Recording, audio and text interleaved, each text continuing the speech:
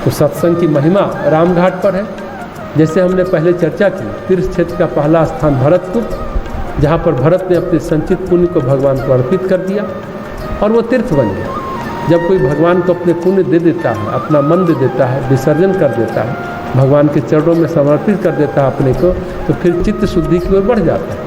और चित्त शुद्धि का दूसरा प्रकरण है सत्संग। सत्संग चित्त शुद्धि का बड़ा अद्भुत उपाय है। पढ़ने भर से कोई बात समझ में नहीं आती, हम शास्त्र पढ़ें, स्वाध्याय करें, अच्छी बात है। स्वाध्याय से ज्ञान होता है, बुद्धि आती है, लेकिन स्वाध्याय से बात समझ में आ भी सकती है और नहीं भी आ सकती। स्वाध्याय में हम शास्त्र पढ़ते हैं, संतों की वाणी पढ़ते हैं, स्वाध्याय करते हैं, लेकिन संतों के पास जो होता है, संत हमें देते हैं, वो शास्त्र देने में समर्थ नहीं, क्योंकि शास्त्र हमें शब्द देते हैं जिनका अर्थ हमें खोजना पड़ता है। शास्त्र हमें शब्द देते हैं, उन शब्दों की गंभीरता है, उन शब्दों के गर्भ में, शब्दों के अंतर में हमें प्रवेश करना पड़ता है। अब हम कितना कर पाते हैं, हमारी एकाग्रता पर, हमारी मानसिक धारणा शक्ति पर निर्भर करता है। कहते हैं मन प्रकाशित हो तो धारणा शक्ति बढ़ जाती है। तो पतंजलि कहते हैं धारणासु च योग्यता मनसः, यह दूसरे अध्याय का 53वां सूत्र है। मन की धारणा शक्ति बढ़ जाती है योगाभ्यास करते करते।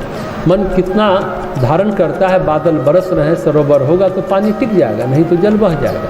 लेकिन सत्संग में संत हमको अनुभूति देते हैं। शब्द तो होते हैं, शास्त्र पढ़ेंगे तो मन को प्रकाशित हमें करना पड़ेगा। मन प्रकाशपूर्ण होगा तो शब्द हमें अर्थ देंगे, जितना प्रकाश होगा उतने गहरे अर्थ हमें समझ में आएंगे। लेकिन संत हमें प्रकाश भी देंगे।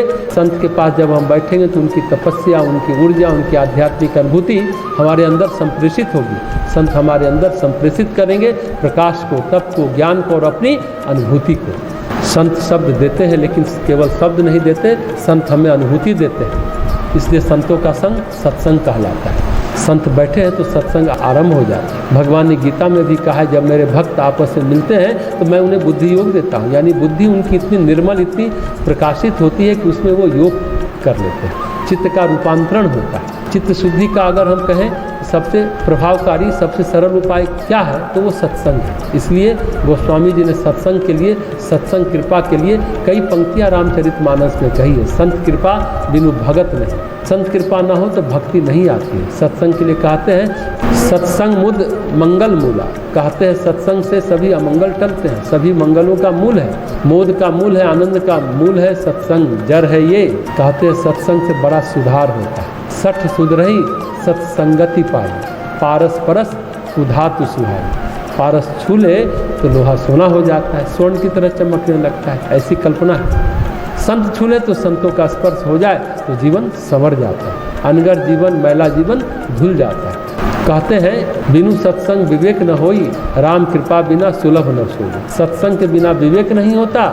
और पतंजलि अपनी योग साधना में जो सबसे सुफल बताते हैं योग साधना का, वो कहते हैं विवेक ख्याति।